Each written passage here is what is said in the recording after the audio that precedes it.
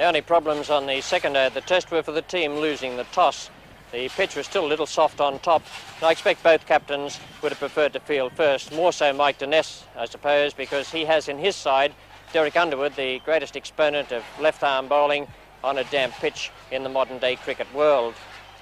The situation was that the first day cost the Australian Cricket Board something like $25,000. I can't feel any great sympathy for them because their inadequate covering and their inattention to detail meant that neither side could get on the field today onto a pitch firm as it should be at the start of a game. The selectors nominated their final 11s with that in mind.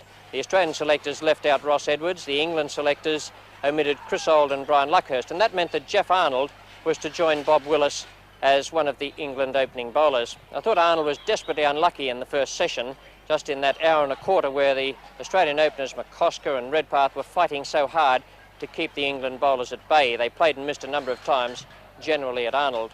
They'd made 34 without loss in that hour and a quarter, and we join play now with Derek Underwood, that fine England left-arm spinner, bowling to Rick McCosker.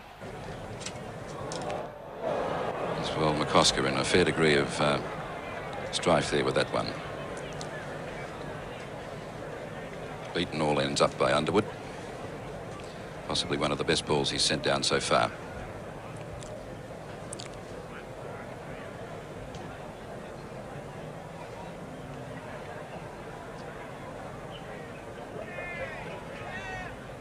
And McCosker's pulled this away through mid-wicket. That's 4 runs.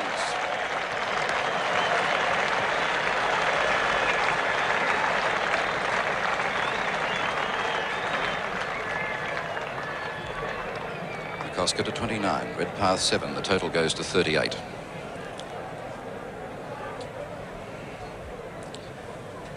About an hour and 16 minutes of play.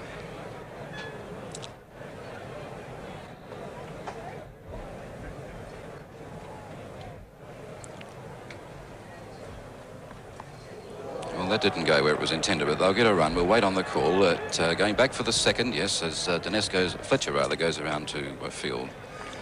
Yes, it was bat there, but he intended that to go on the onside and came off the outside edge and finished up out towards the gully or point position.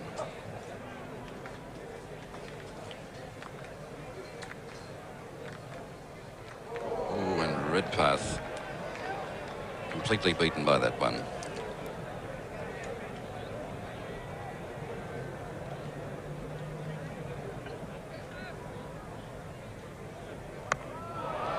Driven firmly by Redpath. There's a couple more runs here. Willis is chasing. They come for the second. It's Arnold, not Willis. And they're going back to complete 3 runs. McCosker's got this one away. Titmus is down there, but that's 4 runs.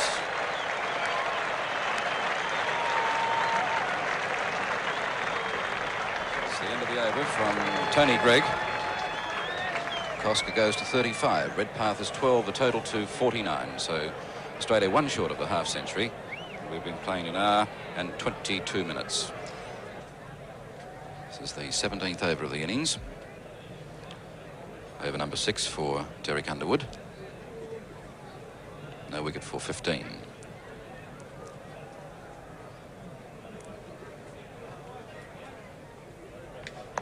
And that could be the 50 for Australia. It will be. Redpath has taken 1, going back for the second. Chasing is Amos, and they'll take 3 runs from that shot, which was just wide of Willis's right hand. 3 to Redpath, and applause for the 52 runs now to Australia. Redpath to 15, McCosker 35. The 50 up in 82 minutes.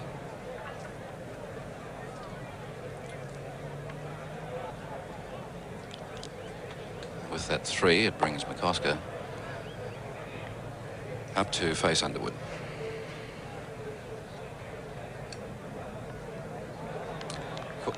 Yes, he's held caught. It came off the bat. For a moment, I thought it may have been pad, but there's no doubt about it. It's off the bat, caught by Cowdrey. So Australia have lost the first wicket for 52, with McCosker out for 35.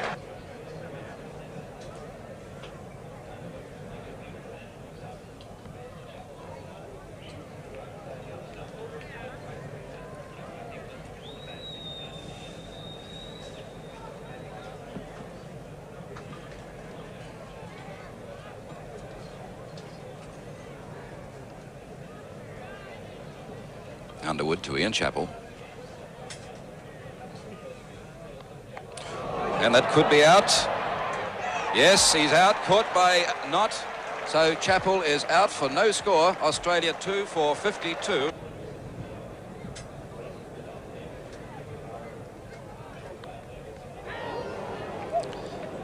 And again, Underwood hitting that ball to bounce disconcertingly and beat the bat once more. Last ball of the over. Well bowled. Derek Underwood, 2 for 18, as you can see there, after 6 overs. Short, fine leg. Here comes Greg, bowling to Greg Chappell. And he repeats the dose again. That's a beautifully played shot. Out through the mid-wicket area. They're going back for the second run. Arnold in pursuit. They'll take 3 here for the shot. Yes, well, Underwood is giving quite a bit of concern to all of the batsmen at this stage. Here he goes, bowling once more to Greg Chappell. Played the shot, hit on the pad, and he's out. LBW. Greg Chappell is out for 5, and Australia 3 for 58. What a sensational last 10 minutes this has been. There's Derek Underwood once again. He's got his flight. Pitch right up to the batsman. Greg Chappell played all-rounder, trying to hit it high over mid-wicket. His legs were right in front of the stumps, and there was no doubt that the ball would have gone straight through and hit possibly the middle and leg stumps.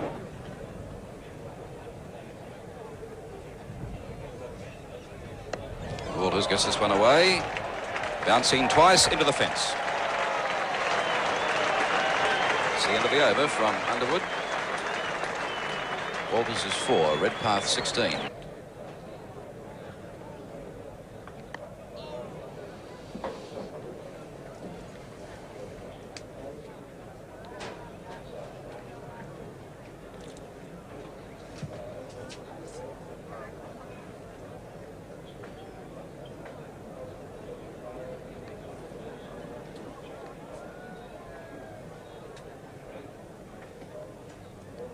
Walters hooks. He's got this one away. It's wide of the fieldsman, and 4 runs.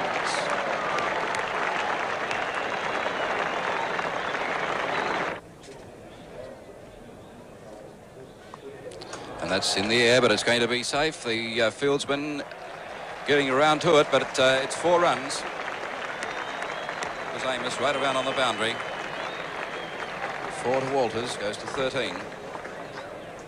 Nice shot by Doug Walters, Malcolm. He got his foot to the pitch of the ball with the spin, and from the spin that Fred Titmus is getting at the moment, it's going to be a very interesting afternoon's cricket. It's difficult to see with the crowd backdrop just how far that, or how close it was to being a 6. It's the end of the over, so there will be 1 more over by the looks of things. Yes, the fieldsman and umpires taking up their positions, so there'll be 1 more over in this pre-lunch session. 2 more deliveries to go before lunch. Redpath is on 21.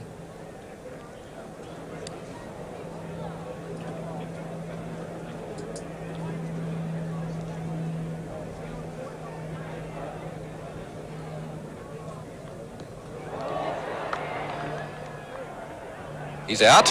Well, I waited. I thought it was off the pad, but it was bat, and Redpath is out, caught by Greg.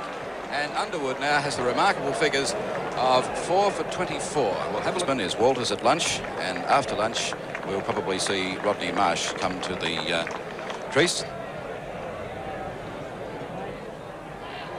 And Marsh gets run straight away. That's going down to the boundary. A long chase round for the deep fieldsman Greg, and he will stop it just inside the fence and get to it, and they'll come back for 3 runs.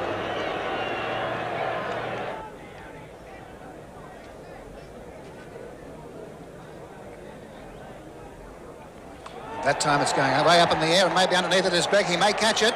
Let's see where Greg is. Great catch. Magnificent catch out in the boundary. That was very close to being 6, and Marsh is out. Caught Greg, bowled Underwood for 6. Australia 5 for 84. There's an elated Underwood going to congratulate Greg. It seemed to me that Greg either misjudged the catch or the ball swung perceptibly in the air. Here comes Underwood. Big hit from Marsh, on leg stump, picks it up beautifully, hits it nicely, but too high. Up it goes, and there's Greg underneath. Now watch him misjudge it. He's got to go way to his right. Yes, well, here's Underwood to bowl to Walters. And Walters gets a run. It's a shot hitting between the two slip fieldsmen. He should get 2 or possibly 3. They've turned for the third run now.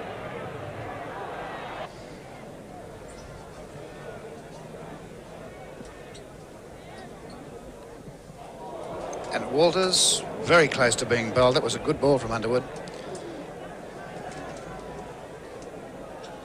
Beaten outside the off stump. Here's the replay.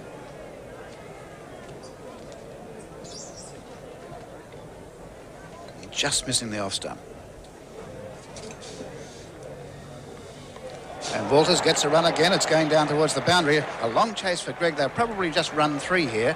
They could run 4 if they wanted to, but Walters will be happy with 3 to keep the strike down at this end. Yes, it was the last ball of the over, so Walters on to 23, so he now becomes second top scorer. It gives you an idea of this collapse by Australia. Walters 23, Jenner 3, 5 for 99, and Underwood's over that time costing 6 runs, one of his more expensive, and he's taken 5 for 36 off 12 overs. Now we'll wait to see how Jenner handles the spin bowling of Underwood.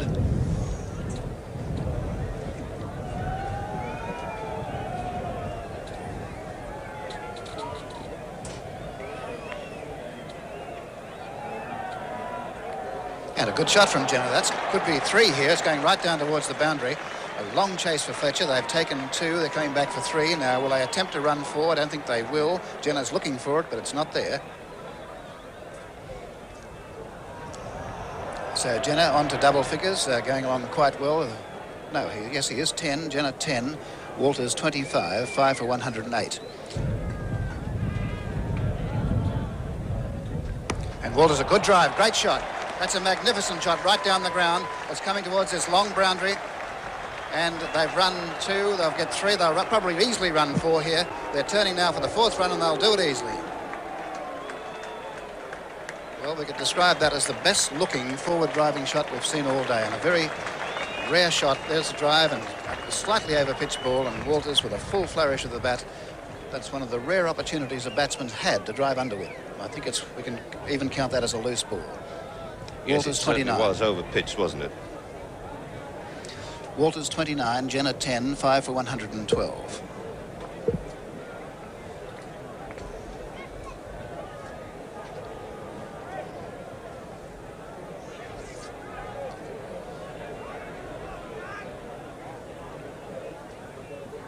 And he's hit it hard and high over the top. It's coming right down to the long boundary, and that's a certain 4. Walters on to 33. And that one kicked and jumped. What a completely unplayable ball. I've never seen a ball like that one. Well, let's watch that now. What happened there, we don't know, but I'll ask Frank if he can possibly describe that. Well, it obviously hit a very wet, soft patch outside the off stump, and it just simply pitched and kicked and turned. Look at this. Watch it go up.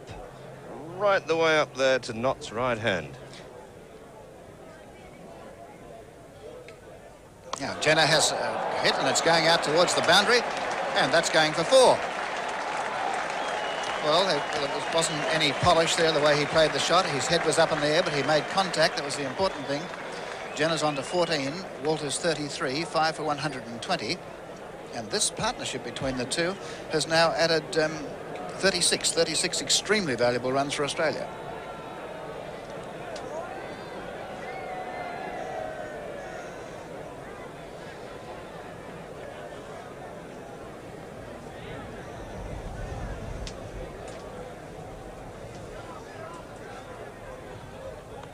And a more batsman-like stroke for 4 more.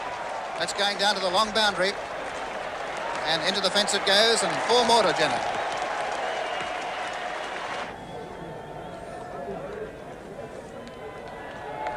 And that's going right out towards the boundary to Arnold. That's the 50 partnership between these two, with Jenner scoring 26 of those runs, Walters 35, 5 for 134, and a timing of 32 minutes for 50 runs. Now Walters to face Titmus.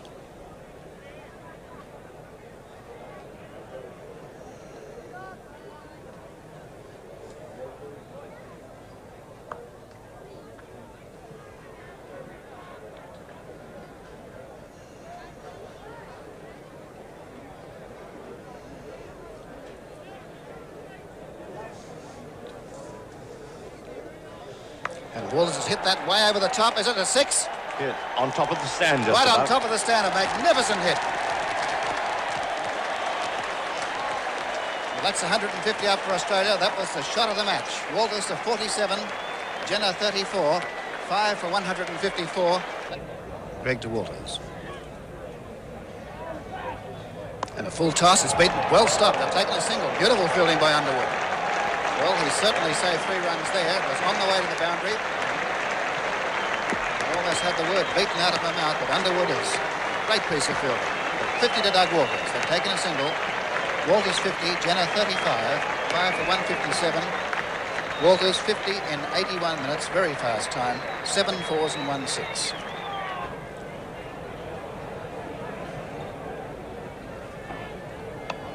Walters, that's in the air. Fieldsman getting underneath it. Will he take the catch? He's out. Brilliantly caught by Willis. And Walters is out for 55. Australia 6 for 164. On the replay, we'll see the ball just drop short of a length. Walters not getting the pitch of the ball. The ball hits the outside edge, goes very high, and a magnificent diving catch taken by Willis just behind the bowler's wicket. It was a magnificent catch, and Doug Walters had continued in his venturesome style. He's played a great knock for Australia.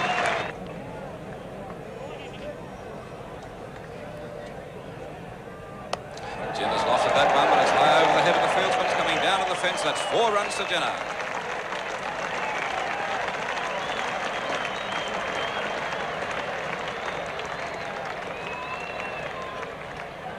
Jenner to 40. The total to 168. 6 for 168.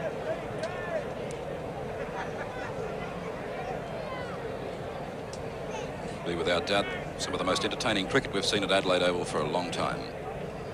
Underwood to Jenner. Then he right back and just wide of the slip fieldsman. They go through for 1. Loping after it is Tony Greig. Back for the second run now. Greig picks up and they'll come back to complete 3, and this will be to Terry Jenner. So he goes to 43. Hit on the pad. An appeal, a very confident appeal from Underwood. Could have come off the bat onto the pad. We'll have a look at that again.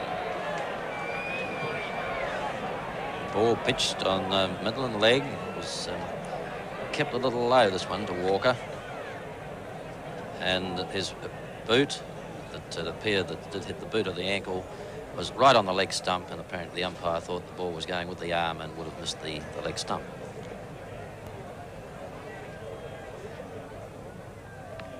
Jenner just flicking that one.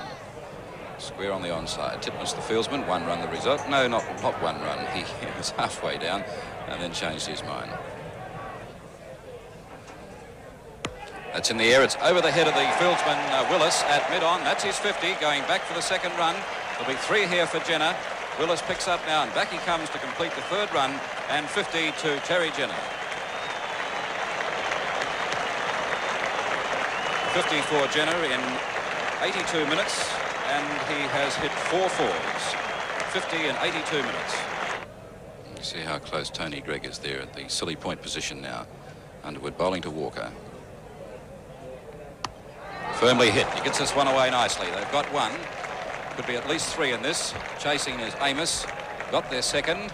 It's about 20 metres from the boundary, and that'll be 3 runs to Max Walker.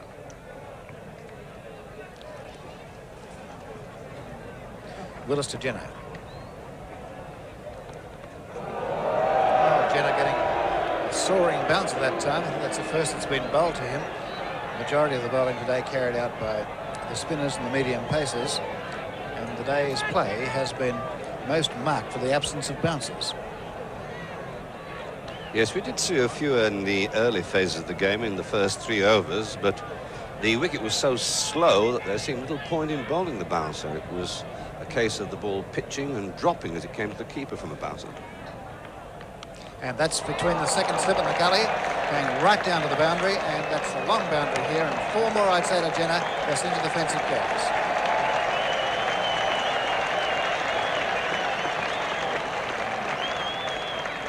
Jenner going up now to 63. He's the top scorer for Australia. Walker is 22, 6 for 220. It's going up in the air out towards the boundary. Let's see where it goes. It's going to be 4. Yep. No fieldsman anywhere near that at all. And 4 more to Jenner. He's on to 69. Walker 23. 6 for 227.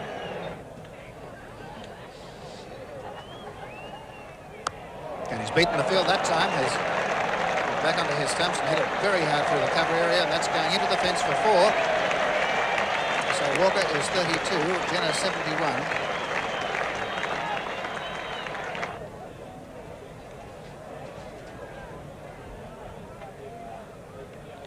And he's bowled him. Clean bowl. Jenner has been bowled by Underwood for 74. Underwood has 7 for 97, all wickets to 4.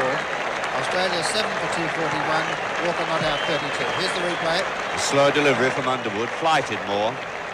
You see Jenner trying to hit across the line of the ball there. It had paid him dividends in the past, that stroke. But this time he made the mistake of choosing the wrong ball. The ball itself pitched outside the line of the off stump and came in with Underwood's arm.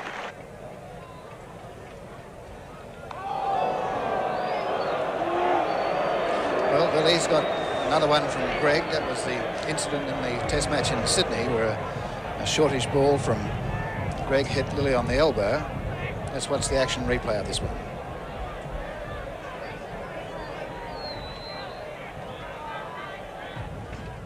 And he hit that one up in the air. It's going to be safe right over the head of the keeper and down on the boundary in front of the sideboard. Underwood may get to this. They've run 3, in fact, yes.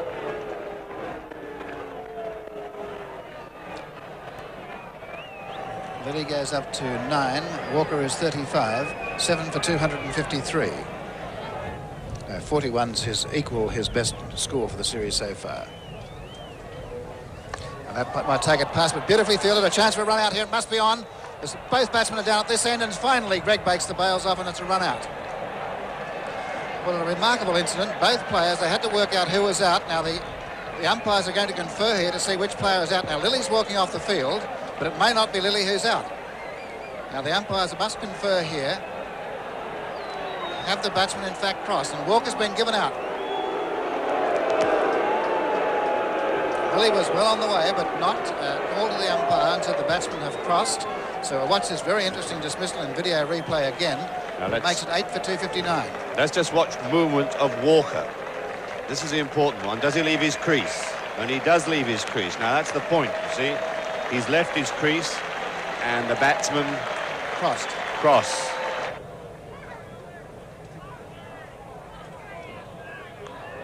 Mallet shot is going out towards the boundary. We have Arnold out there. He may just get to it. No, the ball will win.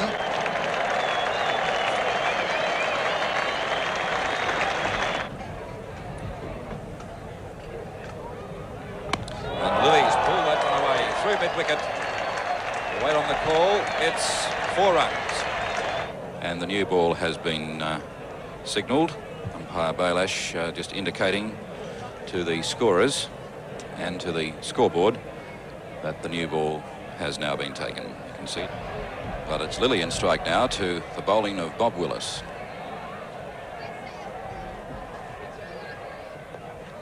And he's hooked that high. I don't think Underwood can get to it. No, he can't. They've got one coming back for the second.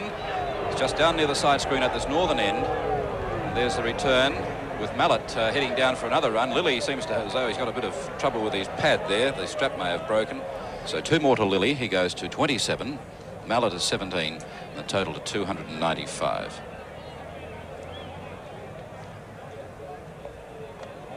Holding. Lilly is out. Australia 9 for 295. Lilly out for 26. Bowled by Willis. And Willis takes his first wicket in this 5th Test match. That's in the air, but it's quite safe. Out to the mid-wicket boundary it goes. That'll be 4 runs to Jeff Thomson, and that's the 300 for Australia.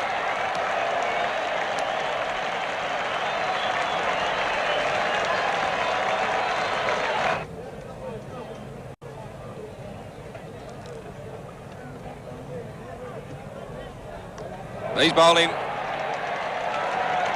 Thomson is out.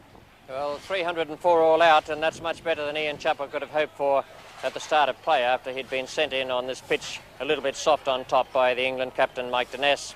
It was a very good performance by the Australians. They fought back well, a great batting revival, and they showed themselves today, I think, to be a very, very good cricket team indeed.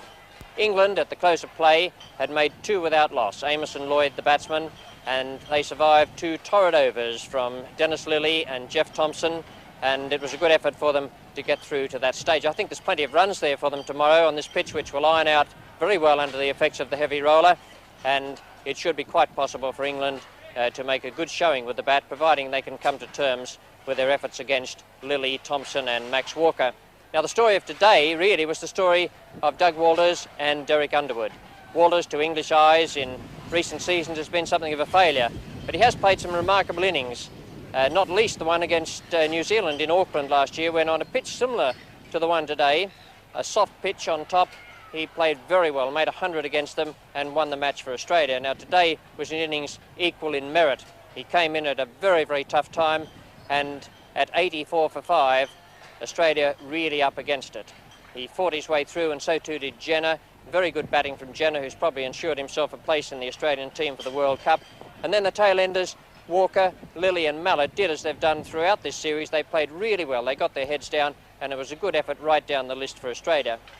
England relied almost solely on Derek Underwood. He took his 7 wickets and he bowled very well, but he definitely tired towards the end, and he lacked support at the other end. And why, oh why, didn't Titmus bowl with him in that session before lunch? The ball was turning, Underwood was bowling very well, and traditionally Australians are much weaker against off-spin than they are against left-arm spin. I know Underwood bowled well, but I would have liked to have seen Titmus at the other end. I thought that, in fact, was a tactical blunder. The second playing day of the Test match began with England 2 for no wicket. The overnight not-out batsmen, Lloyd and Amos, and every prospect of England getting up around about that 300 mark, Australia having made 304 in their first innings. Conditions were very good. The pitch had rolled out well under the effects of the heavy roller. Cloudless skies, in all, very, very good conditions for batting. Dennis Lillee, the Australian fast bowler, bowled the first over of the day, and the batsman is Dennis Amos.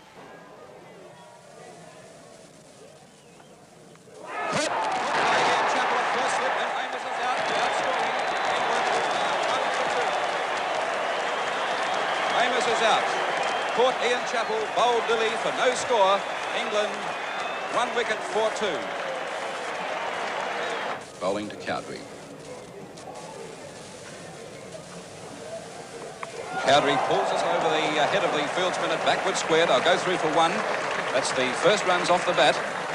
Chasing is Thomson. And back they come for the second run. That's 2 to Cowdrey, and a great return from Thomson. 3 slips in a gully. An appeal. Lillee most enthusiastic about that. Look, Redpath has been brought back to the 3rd slip position. So 4 slips in a gully. Lillee bowling to Cowdrey. And that's just landing wide of Ian Chappell. They'll go through for 1.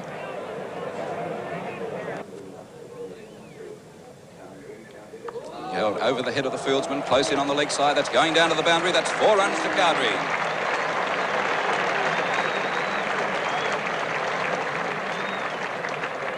Thomson, once more to Cowdrey. And a similar type shot. It's in the air. Walker's getting underneath it. Can he take it? No, it lands just in front of him. And Cowdrey has gone through for 1 run. The 3rd over of the morning being bowled. This is the 3rd for Lillee. He's bowling to Lloyd.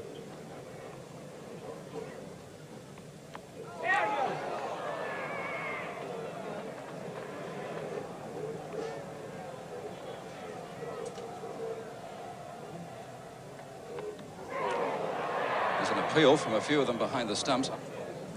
Lillee to Lloyd. Caught. Yes, he's out. Lloyd is out for 4, caught by Marsh off the bowling of Lillee, and England 2 for 19. Beautiful lifting delivery, pitched on the leg stump, moving away from David Lloyd, found the inside edge of the bat, and it was a brilliant catch taken by Marsh at lifting. There's once again Lloyd moving right across his stumps on the leg side, which he was showing us in the previous over, and a magnificent leaping catch by Marsh has now put England in a very, very sad position, being 2 wickets for 19.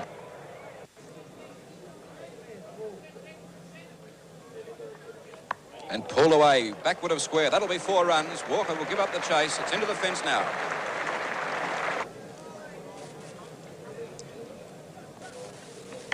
And that's wide of Mallet in the gully. It's racing away to the boundary. That's 4 runs to the England captain.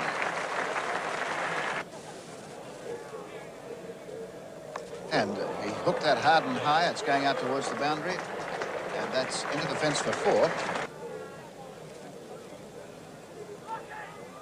And over the head of the slips down towards the boundary and racing across the fence here to the long boundary down there. And that's 4. We have the 2 Chappells and Redpath, Jenner and Mallet.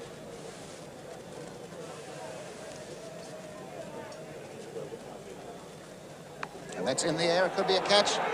Great catch. Magnificent catch by Walker. Fantastic one-handed catch. Cowdrey, Walker, Owen Thompson. For 26. The less not out 32. England 3 for 66. Thompson 1 for 22. What a catch. Cowdrey getting the short lifting delivery, playing low again from the shoulder of the bat, and he picks the one man in the side in Australia who is probably the best high mark.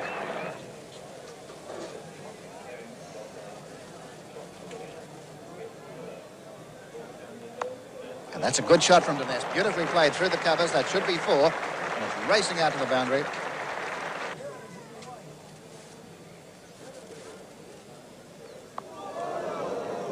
That almost put Dines right back onto his stumps. And we must say about that ball, it was a vicious ball that Dines handled it reasonably well. Yes, he got himself into trouble by going away to the leg side. There he goes, you see, and the ball followed him. And he was very close indeed to that leg stump because he steps back after he's played the shot. He finds himself falling backwards and only just rectifies that at the last minute by pushing with his left foot forward again. A nasty one to a player of Dines's technique, that, with the ball following him. Well, that one is hit well out towards the boundary, and I think that will be 4.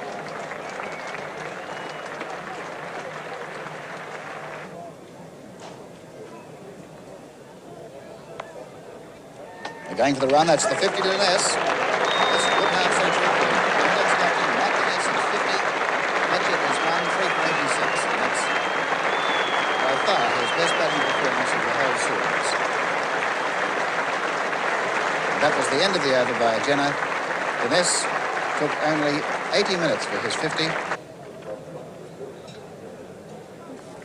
And that catch is out. Thompson has broken the all-time bowling record for the Australian fast bowler. 32 wickets in the series, and the first man to shake his hand was Dennis Lillee. And here's the replay. Backing away shot again, wide of the off stump. Dines going for his favourite square cut. Getting a top edge, presenting Marsh with quite a straightforward catch.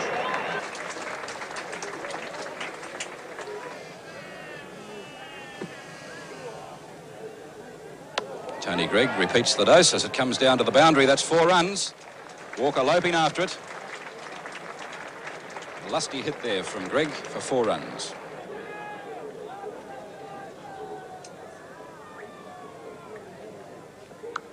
Cuts, that's 4 runs to Greig. Good shot.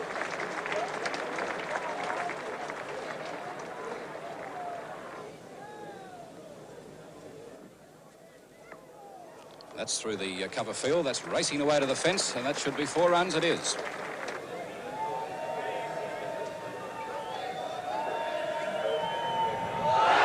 Caught. Yes, he's out. Greig is out for 19. England 5 for 130. Greig out. Caught Marsh, bowled Lillee, and Lillee has 3 for 40. Possibly Australia's biggest problem batsman in Tony Greig. Tony Greig, I thought, was just beginning to get on top. So now it's Fletcher at this end facing Lillee.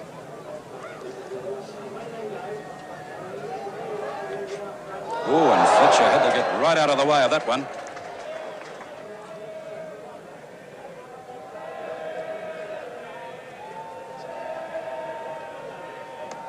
Fletcher gets this one away. Square of the wicket on the onside. It may reach the fence. It's got plenty of pace on it. The fieldsman converging on it now. One of them is Walker. The other is Thompson. But it's beaten both into the fence for 4 runs to Fletcher. Not as on 5. Fletcher 37. And he's not facing Mallet.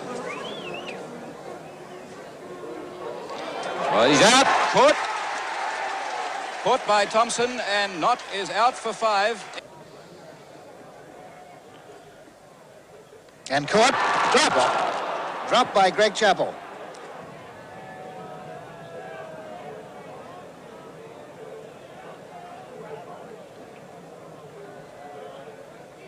And he's caught this time. Ian Chappell. Fletcher has been caught. Ian Chappell bowled Thompson for 40.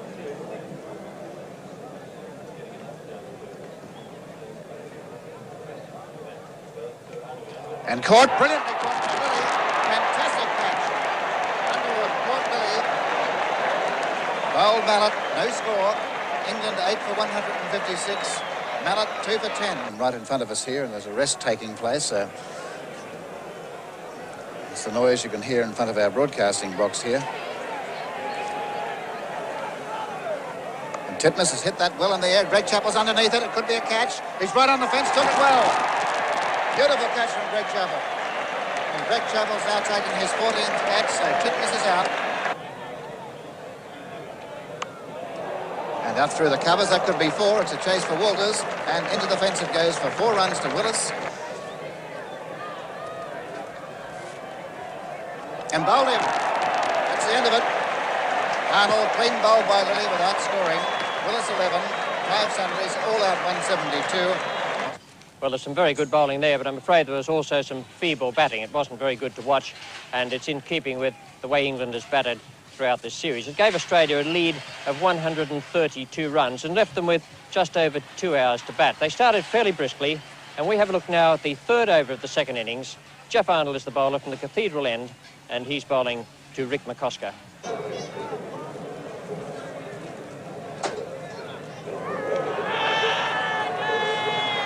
Again, Arnold appealing. We'll have a look at that again and get Colin Egar's thoughts on this. Been straight between bat and pad, and I have no doubt, as the umpire did also, that the ball hit the leg or trousers of the batsman. However, Yes, we'll now have a been look at a it again. conference after we've been watching the replay. McCosker has been dismissed.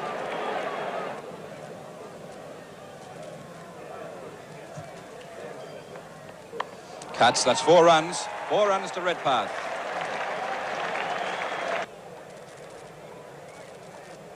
And Chappell pulls us away through mid-wicket. Going out to the fence. The fieldsman won't get there. That's 4 runs to Chappell. Willis to Ian Chappell.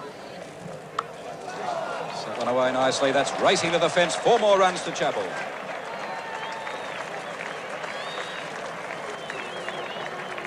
Underwood to Ian Chappell. Hit that hard and high out towards the back. Could be 6. Now that's gone up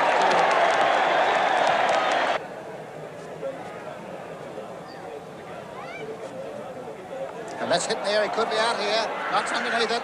Yes, he's out. Ian Chappell caught Knott. Bowled Underwood for 41. Australia began the 4th day at 111 for 2, an overall lead of 243, and England's problems were added to by the fact that Willis was unable to take the field. He suffered a recurrence of an old knee injury when bowling in the nets this morning. Well, Australia's tactics clearly were going to be to push the scoring along, England's to contain them as much as possible, and so avoid the declaration until fairly late in the day. Well, that worked pretty well from England's point of view, because Arnold and Underwood both bowled splendidly in the first 45 minutes. Here in the 8th over of the morning is Derek Underwood bowling to Australian opener Ian Redpath. Now Underwood to Redpath. And he's out. That's gone to the stumps. Now, that's a similar thing that happened to him in Perth. Now, Walters, his first ball, Underwood bowling.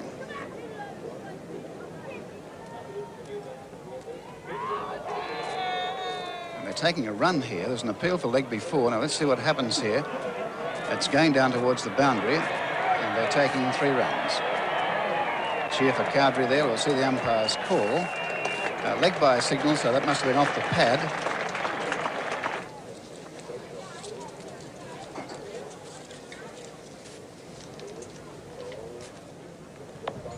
That's...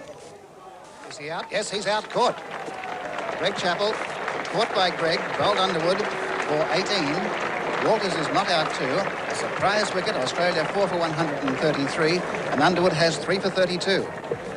Greg Chappell moving into the drive, not quite getting to the ball, following through with his shot, of course, with the ball out of his control, sees Greg move forward to take a magnificent catch. And again, we have reason to wonder about the advantage of Greg's 6 foot 7 inches, because I feel sure that had Fletcher been there in the covers, he would have fallen at least a metre short of that particular catch.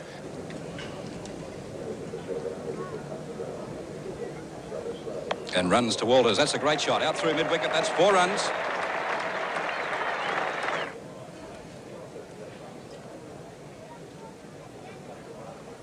Marsh goes for the big hit. He's got that one away nicely. It's racing down to the fence. After it is Amos. They're going back for the second run. Yes, it may beat Amos. We'll wait and see. No, he's kicked it out. So it's 3, but they'll run 4. Back goes Marsh for the 4th run, all run. Titmus bowling his 10th over. Has no wicket for 37. Bowling to Marsh. It's nicely placed by Marsh. There's a couple of runs here. There's no fieldsman out in the deep. Chasing this Fletcher.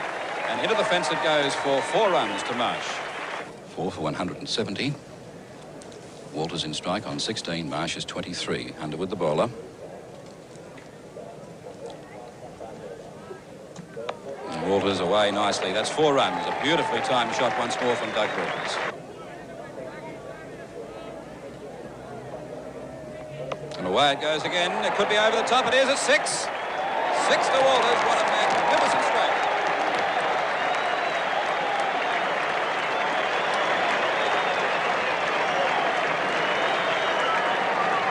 Walters getting the standing ovation from the spectators, around about 20-odd thousand here at Adelaide Oval. Underwood now bowling his 20th over for the innings. And Walters cracking that one away beautifully through point. That's the first one he's connected, and that's 4 runs to Walters.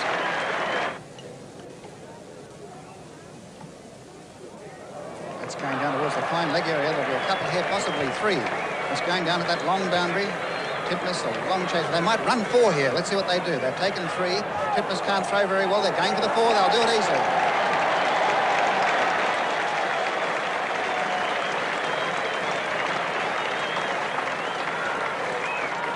Marsh to 37, Walters 50, 4 for 219. And he hit that down the ground, a beautiful shot from Walters, wide of the fieldsman.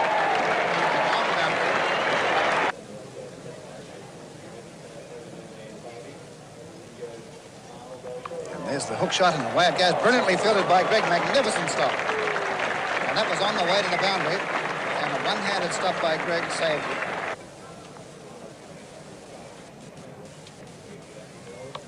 Down to Greg, and it's going, catches it, he's driving for it. And it's over the top, is it? Yes.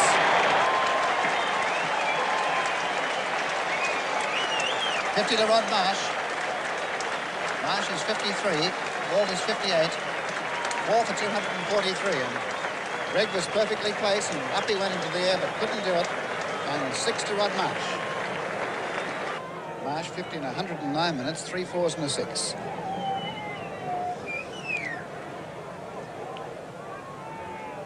And again, it's going up in the air. He could be caught by Knott. Knott's going after it, and Knott has taken it. They've taken 2.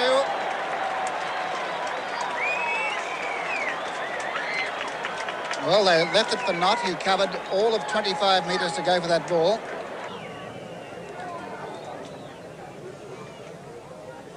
And that's going in the air. Greg's underneath this one. He should take it. Yes, he's out. Marsh put Greg, bowled Underwood for 55. Walters not out 58. 5 for 245. A stand of 112. And Underwood has 4 for 94. New batsman should be Jenner.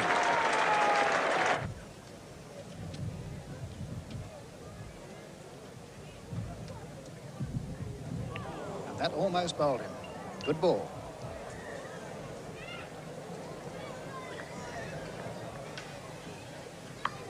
Walters gets this one away. That'll be 4 runs through mid-wicket. Great shot.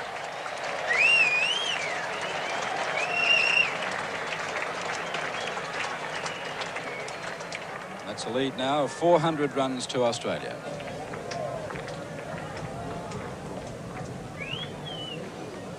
that concludes Arnold's 20th over. Australia 5 for 272. Walters 71. Jenner 14. It appears the declaration is right now, Malcolm. Well, the declaration came just after 3 o'clock, and it left England 405 for victory in this fourth Test match, and that's just an academic question. It's a question of whether or not the Australians can bowl out England in the 8.5 hours left for play. Well, the pitch was still good. There's no reason why the batsmen shouldn't be able to make a good fist of it, although they have been having trouble coping with Australia's pace bowlers in the series to date. There was a bonus for England in the fact that Jeff Thomson couldn't take the field. He's torn fibres off the tendon sheath in his right shoulder playing tennis on the rest day, and I doubt very much if he'll be taking any further part in this series, and I doubt very much if he'll play again in the Australian summer. If the diagnosis is correct, it's the same one as I had on my shoulder in 1961. I can tell you that it took a long time to get right so that I could bowl again in that 1961 series, and in fact, pessimistically, my shoulder was never right again. Well, in the England second innings, Dennis Lillee and Max Walker took the new ball. Here's Lillee bowling the first over, and the batsman is Dennis Amos. Good. Yes, he's out. Amos is out without scoring. England 1 for 0. This is an ideal type of pitch for Max Walker. He'll get plenty of cut, and Lloyd will have to watch him as he'll be cutting the ball away from the left-hander. Lloyd gets that one away. It's out towards the fence, and that's 4 runs to David Lloyd. His first scoring shot. First ball he's faced in this innings. Now 2 short legs introduced here for Colin Cowdrey. It's Redpath and McCosker. 3 slips in a gully. Walker to bowl.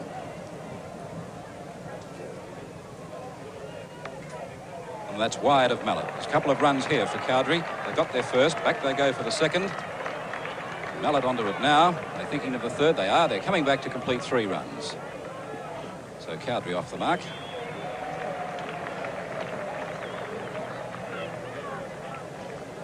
Total goes to 8 with Lloyd 5, 1 for 8. Caught, he's out. Caught third slip by Greg Chappell, and Lloyd is out for 5. And there it is, Lloyd not getting across to the ball cutting off the pitch a good length, and the outside edge saw the ball go straight to Greg Chappell, who made no mistake.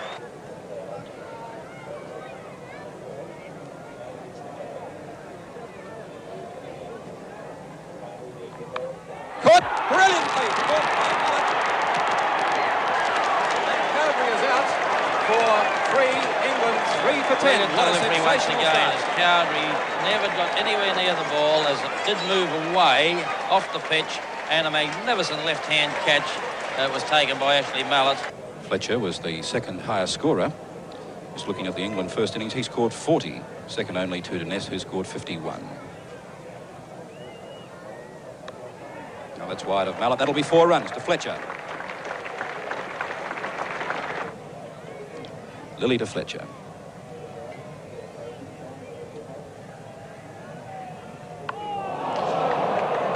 And again, we've got the situation with Fletcher backing away towards the leg side.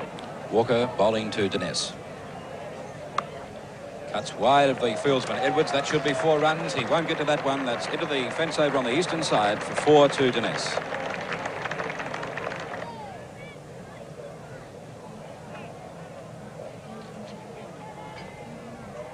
Slashes at that. It's wide of Ross Edwards, and that will beat him into the fence for 4 more runs to Dennis.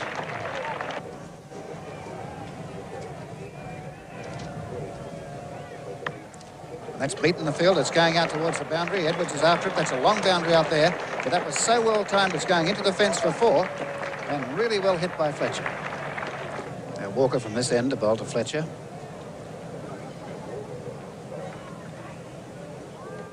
And is he very close? There was a dive by Marsh.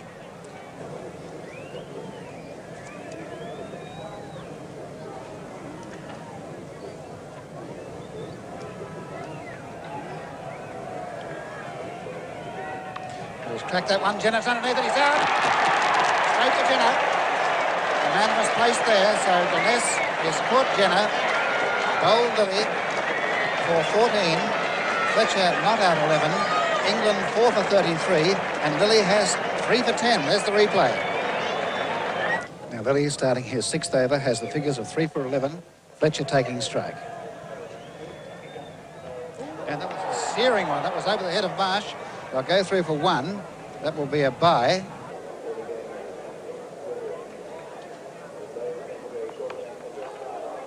That's been hit out towards the 3rd man area. That could be 4. Jenner, no, can't get to it. Walker to Gregg. Cuts it nicely. That's 4 runs to Gregg. That's the shot that he does like. Beautifully executed. Walker to Gregg. Hit on the pad. Confident appeal, and he's out. LBW. England 5 for 76 with Gregg out for 20. LBW to Walker. The ball cut back from outside the off stump and kept low, and there was the plumb LBW decision as Gregg was completely beaten. And so Max Walker has struck another blow for Australia now. The scoreboard showing 5 for 76.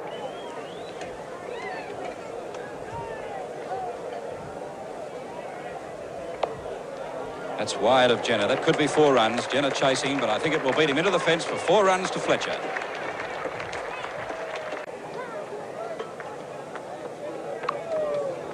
They'll take a run. Yes, that's wide of Jenner. He's sprinting after it, but he won't get it now. That's into the fence. It'll beat him for 4 runs.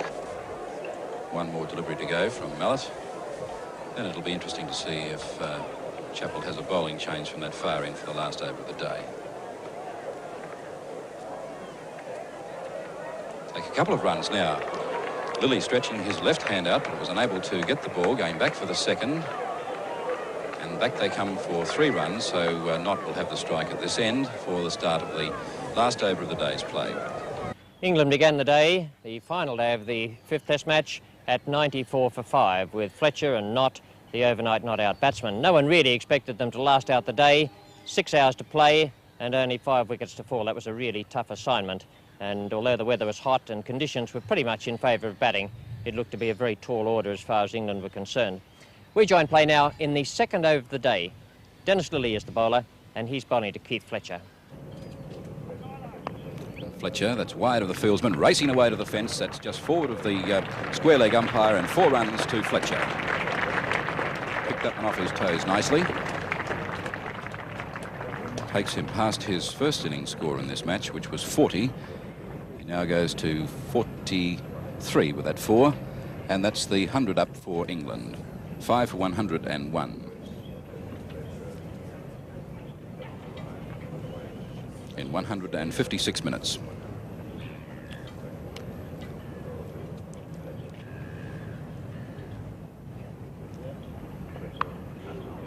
That's another nice shot by Fletcher. That's 4 more runs.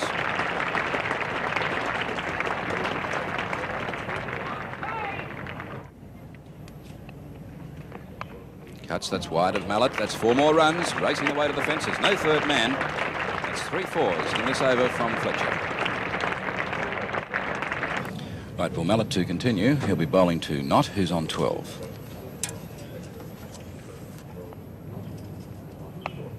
It's wide of the fieldsman. Ross Edwards chasing. He'll pick it up about 10 metres inside the boundary. And 2 runs to Knott. It's a good return by Ross Edwards. Knott to 14. Fletcher 51.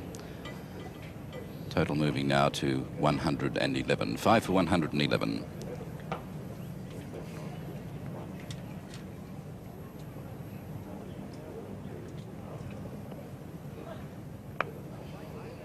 It's all the way along the ground to Edwards. No run. Ian Chappell close in on the offside at Silly Point. Redpath, the other fieldsman, in close on the leg side. And no slip, so Knott delicately steers that one down in that vacant area. Going back for the 2nd. It's a long chase around for McCosker, and they'll come back to complete 3.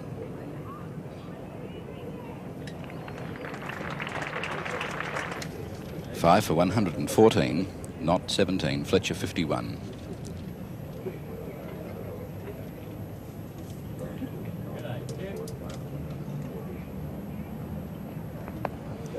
wide of the fieldsman. Square leg umpire having to jump out of the way, and that will beat the players into the fence over on the eastern side for 4 more runs to not. Or will it? No, it's picked up just before it rolls into the guttering. And the fieldsman there was Walker. Slowed down remarkably in the last several metres. Good long throw in there for Max Walker. Lily to not.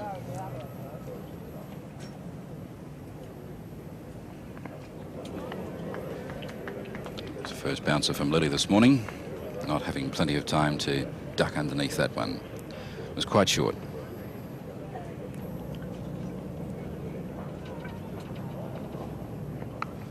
It's wide of the fieldsman, Redpath.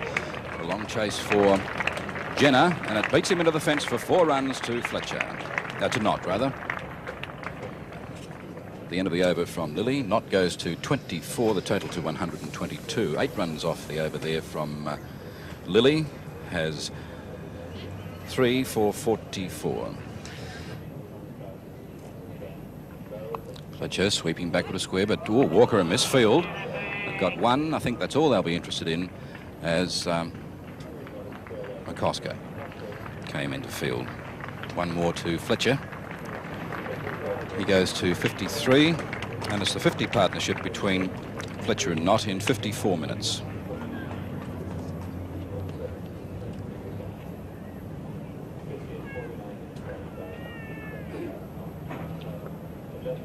McCosker stationed right out on the fence at deep backward square.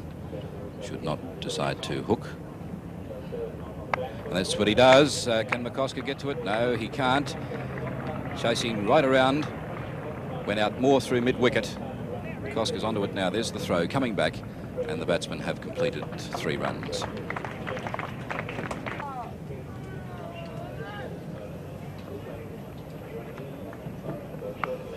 It's a good stroke by Knott. That could be 4. I think it will be. Chasing is McCosker, but he won't get that one. That's 4 to Alan Knott.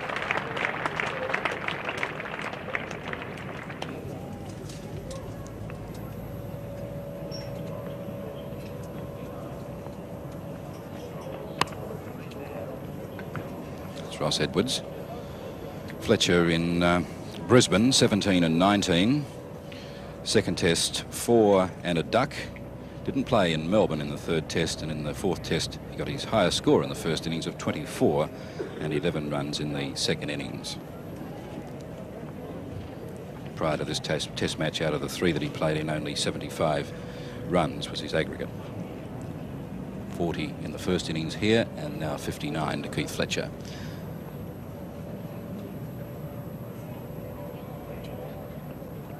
In the air, but quite safe. It's going down. McCosker's down there.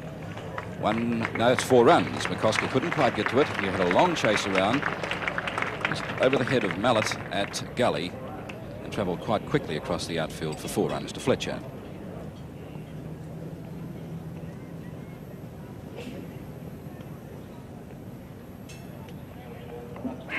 When the paddy's out, LBW.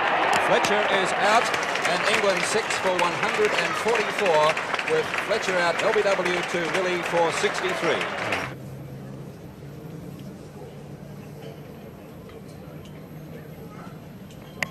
And that's going over the head of the square leg out towards the boundary and into the fence for 4.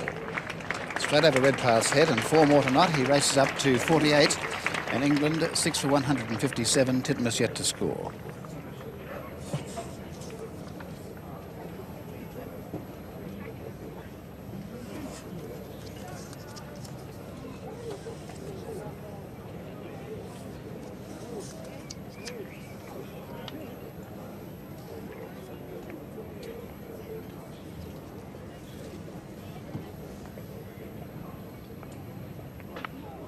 That one lifted from a length, and not a little bit lucky there, the ball going off the shoulder of the bat. But that's the first one we've seen it behave erratically off this pitch. Now the leg spin from Terry Jenner at the far end. He'll be bowling to Knott.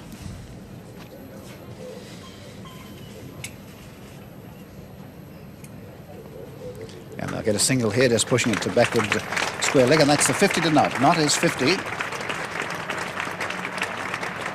Titmus 2, 6 for 161, 50 in very good time, 101 minutes with 3 fours. And that's about the 4th half-century, I think, that Titmus has, or that Knott has scored in this series. He's been a very consistent and prolific scorer for England.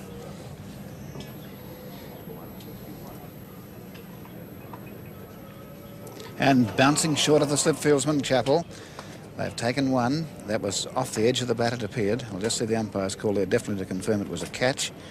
Well, we can't really call it a catch if it falls short of the fieldsman, but there was almost a chance to Ian Chappell. And that's going high up in the air over the mid-wicket area, and it's bouncing slowly into the fence, and 4 more to Knott. So Knott takes his aggregate past the 300 mark by going on to 55. Titmus is 3, 6 for 167. And that could have been a catch by the reaction of Marsh. It was over the head of Redpath. Now Walker again to bowl to Knott. That's wide of Mallett. It's going down to the 3rd man area. We have a fieldsman, McCosker. They'll take 2.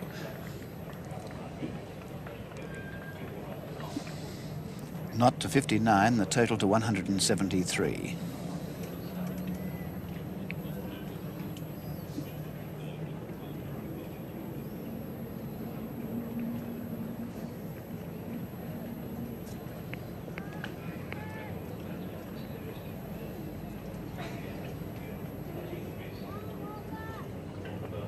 And again, steered perfectly through that gap between slip and gully. That's going down towards the long boundary.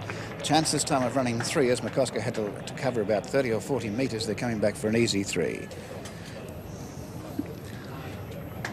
Well, Knott to 62, and the total to 176 with Titmus on 5. Titmus has had 1 good score in this series so far. Had a 61 in the 2nd innings of the 2nd test in Perth. That's the only time he's got over about 20. And that's a fine-looking shot. That's going out towards the boundary. There's no fieldsman within 50 metres of that ball, and Jenner just loping round from deep fine leg. And 4 to Titmus. That would be his first 4. He goes on to 9. Knott is 62, 6 for 180. And this scoring rate is fairly good. They've scored 86 now this morning in just on 90 minutes of play. In other words, they're still continuing to go fast enough to win the game.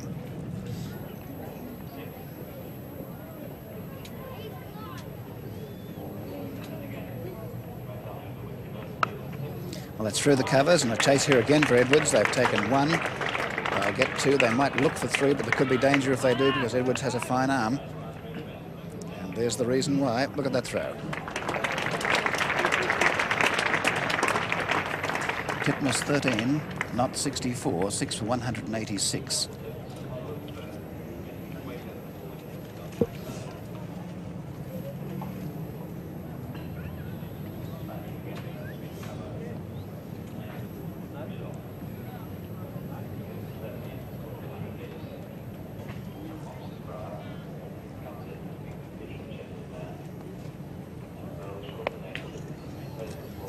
Willie, no run there.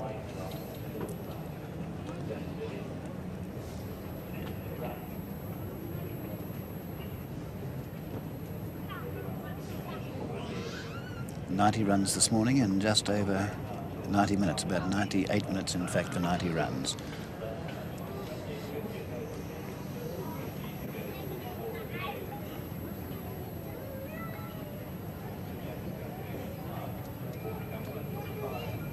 And that's just wide of the slip fieldsman Greg Chappell. It's going right down towards the boundary. Jenner has a very long run from fine leg. He's come right across all of 50 or 60 metres, but he's reduced the scoring to 2. They went fairly slowly on those runs, possibly. It might have been 3, but it's a very hot day out there.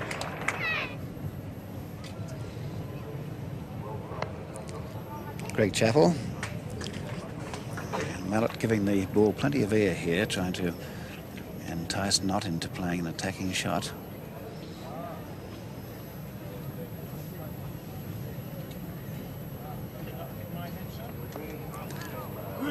And that falling just a bit short, about a metre short of the fieldsman. That's Redpath, but got down to the ground all right by Knott. Suggesting that the way that came off the bat, it might have spun.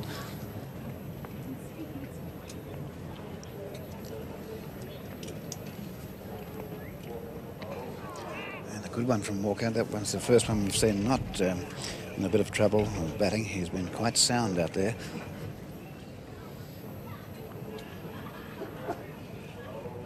They're going. There's the 50 partnership. Edwards had a shot at the stumps at the far end, but they're through.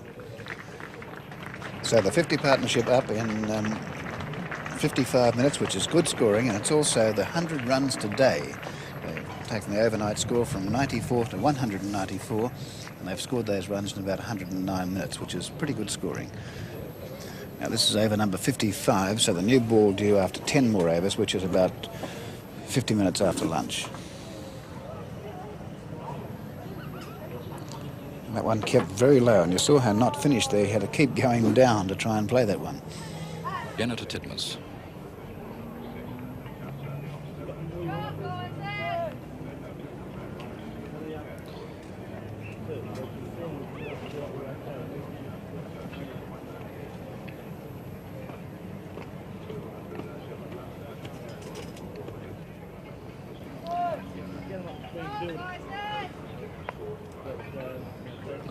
Titmus rather will take a couple of runs here. This is Mallett chasing. Back they go for the second as the return goes into the keeper. And that's the 200 up for England in 272 minutes. 6 for 200.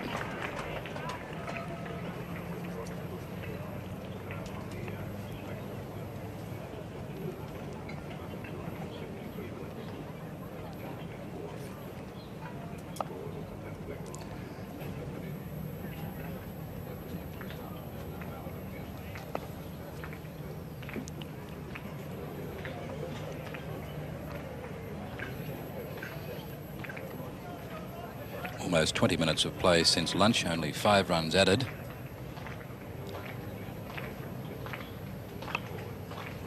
It's Redpath. That's the end of the over from Mallett. His 19th. Another maiden, no wicket for 30. Greg Jenner is going to bowl around the wicket, and it appears that he's going to have a slip in a gully. See whether he can get some fizz from the pitch, hurry it on to batsman Alan Knott with his leg spin, and see if he can get a bit of lift to get the edge. It's in the air, but landing in front of Doug Walters.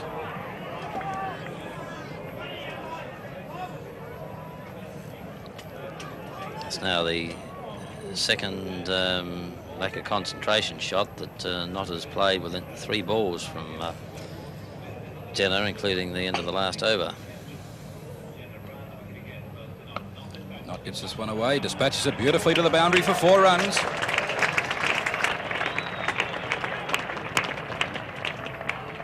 Takes Knott to 78. Jenner around the wicket to Knott. And that's through the field, wide of Edwards, who's chasing, going back for the second. And they'll be happy with the 2 runs.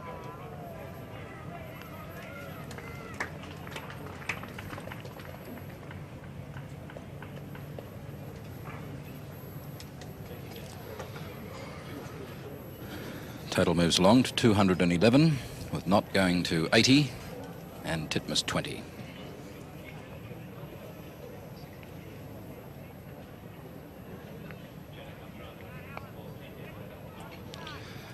Take another single, McCosker. Knott to 81.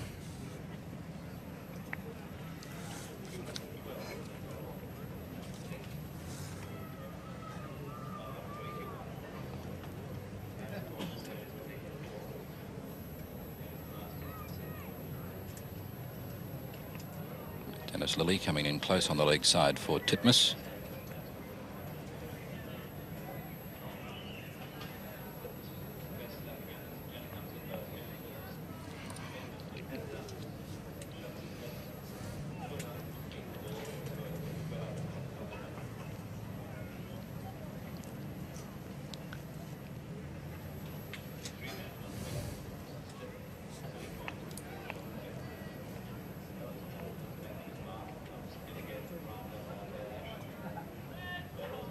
On the pad, an appeal, but not out, says umpire Baelish.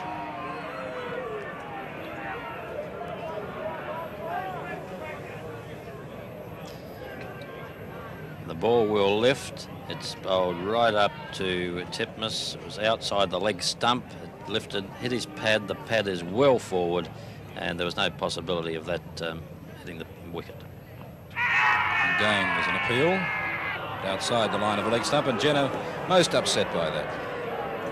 I would say in that case, Malcolm, that the ball hit well up above ankle high, and the pad was well in the straight line between wicket and wicket, and there was definitely worth the appeal on that delivery.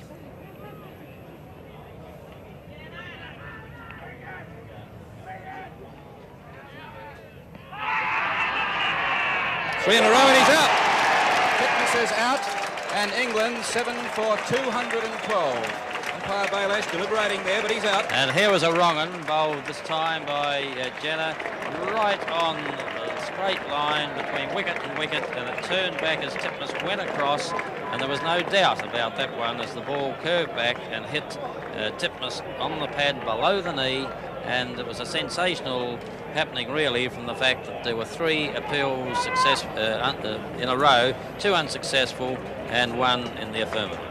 Underwood in the first innings was out for no score when he was caught by Lilly off the bowling of Mallett.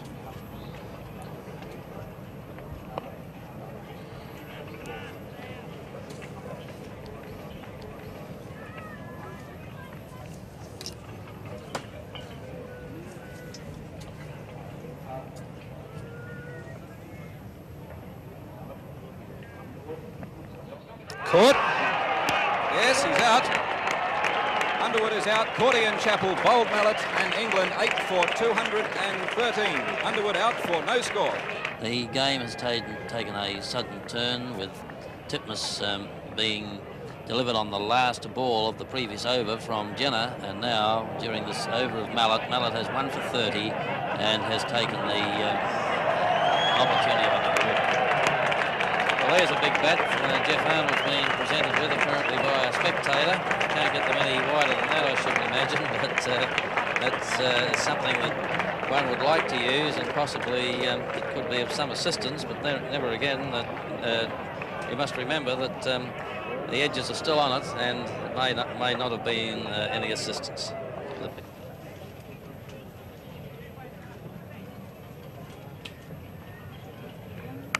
It's in the air, but that's a good shot. It's going out to the boundary for 4 runs. Is it not? It goes to 85. And that's his highest score in this series in the Test matches.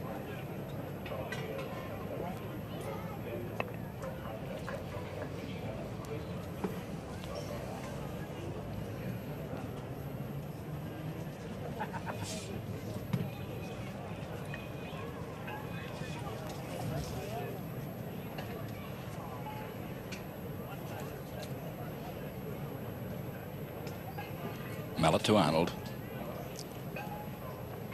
Bowled him!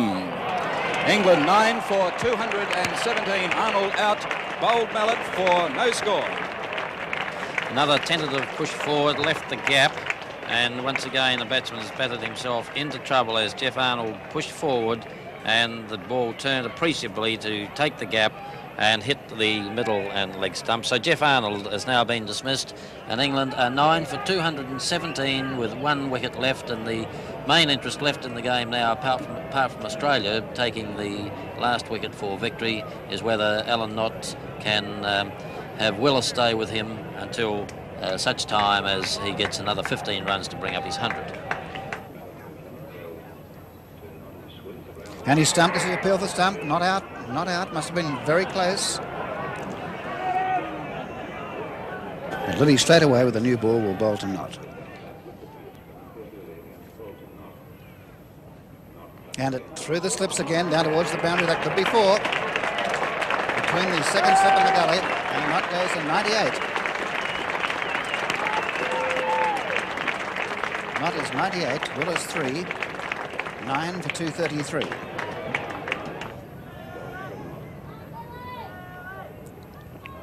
And over the top, slips down to the boundary. That's the century. He's taken 1, coming back for 2, into the fence for 4. And Knott is 102. A great performance, a great one-hand breather.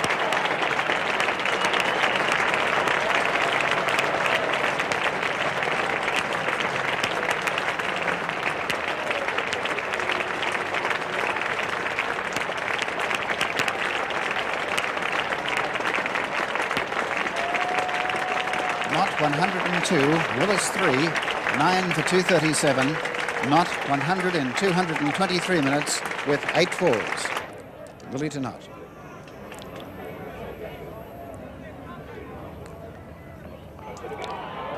Down it goes again towards the boundary, and that's 4 more.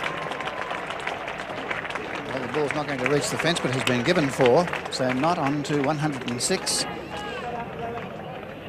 Willis 3, 9 for 241. And that was off the edge of the bat, but falling short of Marsh.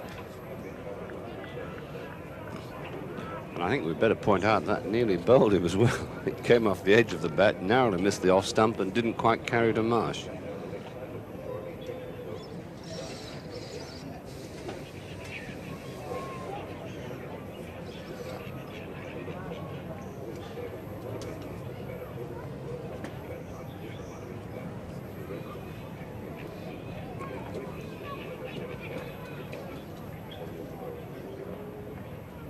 That time it bowled him. It's all over. Walker finishes with 2 for 89. Willis has been bowled by Walker for 3. Knott is not out 106. England all out for 241. And thus Australia has won the 5th test by 163 to go to a lead of 4-0 in the series with only 1 test match to play, and that's the match in Melbourne, which starts on Saturday week. And there's Ian Chappell, the Australian captain, leading the side off, and Alan Knott there too. A great innings, not out 106, one of the finest batting efforts for England in the whole series. Well, that's another thoroughly convincing win for Australia with something like 3 hours left for play on this final day of the Adelaide Test. When you take into account that there was 6 hours lost on the first day because water got under the covers, you can see just how easily Ian Chappell's side has won this game. It was a most demoralising thing for England. The first time a batsman has made 100 in the Test series since Brisbane, when Tony Greig did the job for England. Alan Knott's 106 not out today. A splendid effort. But Jim Laker is with me at the moment. Jim, thoroughly demoralising, I think, for England. Oh, absolutely shattering, and if we were to look for the reasons, I don't think you can go farther to visualise it. In 10 completed test innings out here, England have never been able to score 300 runs. That really is, it's a sad thing when you look through the record books. I don't know that it's ever happened before. Certainly it may have happened in the days of uncovered pitches, but the pitches here this time have been, well, I suppose you could call them reasonably good. A little bit uneven in Brisbane, Perth quick and bouncy, Melbourne was low and flat, and I don't think there's very much excuse here for any batting failures. No, this in fact was the first bit of luck I think that Mike Denness had, and this was the most demoralising result of all, because he won the toss. It was a wet wicket, hot sun blazing down, absolutely made to bowl a side out, I thought, for 100 and 120. Derek Underwood did his job in a magnificent fashion. He got 5 quick wickets. One was looking to see Fred Titmuss introduced at the other end. He had 1 over before lunch at 5-1. First ball turned over the batsman's left shoulder, and that was his lot until the wicket had dried out in mid-afternoon. It was the most incredible piece of captaincy I've seen in Test match cricket over 100 Test matches. I felt that they should have been bowled out for 120, and then one would have been thought they were in with a real chance to win this. I think Ian Chappell was probably settling for 150 at that stage, if not being bowled out before lunch on that first day. Jim, what about the batting technique displayed in this game? I've been critical of it in the games gone. Do you think it improved here from what you saw in Sydney? Well, I thought, one must give full praise to Alan Knott, a superb innings, but one must always remember that this was the first occasion that Thompson was out of the firing line. He'd only got 1 to contend with, and I think this made an enormous difference. When you think that these 2 speed bowlers between them have captured 57 wickets in this 5-match series so far, this is the real reason that England have got in trouble. Their tactics, in fact, have been pathetic.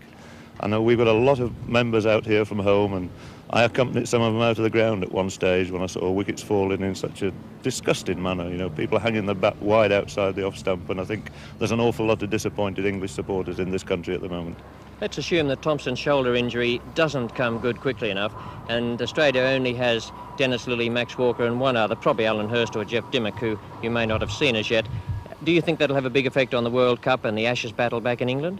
Oh yes, I think it will be a slightly different affair back home on the slower English wickets. I think Walker will probably bowl well over there, but I can't see that these 2 wreaking the amount of damage that they've done on the harder pitches out here. I think it will even itself up, but at the same time, we've got an awful lot of rethinking, and a few heads have got to fall after this debacle. We've already talked about the possibility of the England side being rebuilt. Do you think it might be rebuilt under a new captain? Well, I had a sneaking regard for Tony Greig when we were out in the West Indies last year. and he's become a thoroughly good cricketer. He's performed with a lot of distinction out here. He's well worth his place in the side. Fielded beautifully, has really tried hard with a bat, and he's only got to improve his bowling a little bit to be a really top-class Test all-rounder, and he would be my choice. I think it would give him a little bit more inspiration than they've got at the moment. And might have the toughness to match Ian Chappell?